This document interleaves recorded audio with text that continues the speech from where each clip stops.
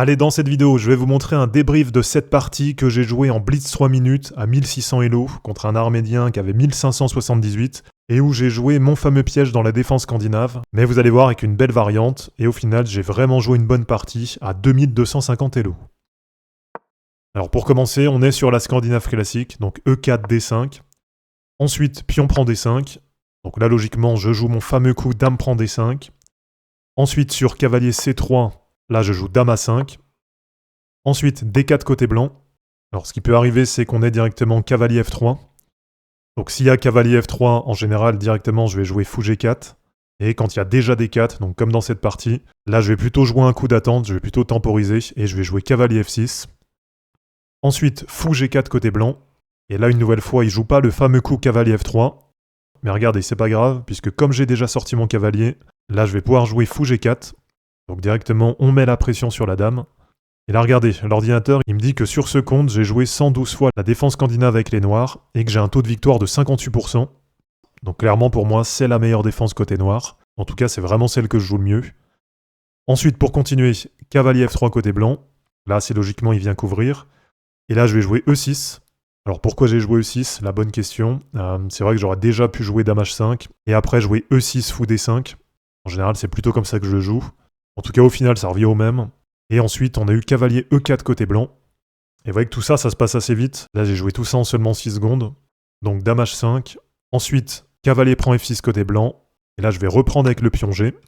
Donc, ce qui est intéressant en reprenant avec le pion G, c'est que derrière, on se laisse aussi la possibilité de mettre la tour sur la colonne G.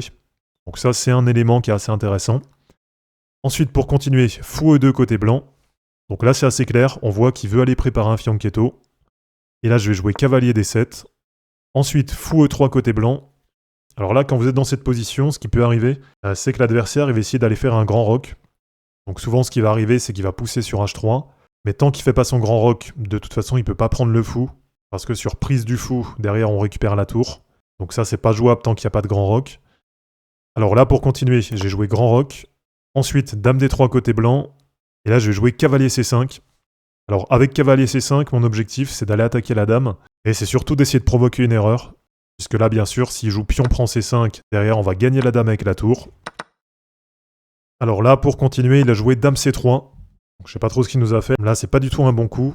Donc, pour en profiter, j'ai joué cavalier E4. Et là, de nouveau, ça met la pression sur la dame. Ensuite, dame B3. Et là, comme ça, il a déjà perdu 2 tempos avec la dame. Et là, regardez, j'ai pris 18 secondes de réflexion. Donc cette fois, j'ai bien pris le temps. Et j'ai joué fou H6. C'est un coup qui était vraiment important. Ensuite, sur fou prend H6, là, j'ai joué dame prend H6. Et là, je vous laisse 5 secondes de réflexion. Vous avez peut-être déjà trouvé la séquence. Donc derrière, sur pion H3, là, il vient mettre une fausse pression sur le fou. Comme je vous dis, s'il prend, derrière, on va gagner la tour. Là, perso, je visais la case D2. Mais cette case, elle était défendue par le cavalier. Donc pour y arriver, j'ai joué fou prend F3.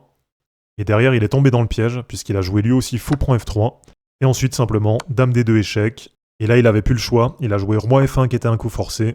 Et derrière, j'ai terminé la partie avec dame F2 échec et mat. Donc voilà les amis, c'est terminé pour cette vidéo. J'espère en tout cas que ça vous aura plu. Si c'est pas encore fait, pensez à vous abonner à la chaîne pour suivre les prochaines vidéos. De mon côté, je vous mets tout ça en ligne. Et je vous dis à bientôt. Ciao.